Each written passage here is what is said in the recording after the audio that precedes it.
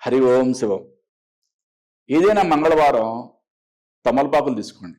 తమలపాకుల్ని సింధూరంని కొంచెం ఆయిల్లో కలిపి దానిమ్మ చెట్టు యొక్క పుల్ల, ఓకే, దానిమ్మ చెట్టు పుల్ల తీసుకొని ప్రతి తమలపాకు మీద శ్రీరామ అని రాయండి.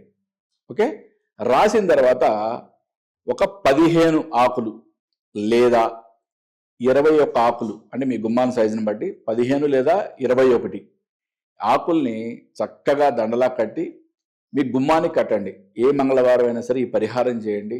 చాలా అద్భుతమైన యోగకారకంగా ఉంటుంది. అంటే దానిమ్మ చెట్టు శ్రీలక్ష్మి, లక్ష్మీదేవి యొక్క ప్రతిరూపం అని చెప్తాం.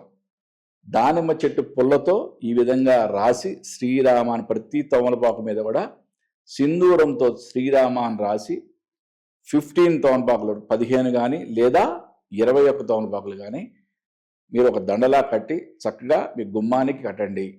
చాలా అద్భుతమైన పరిహారంగా దీన్ని చెప్పుకోవచ్చు.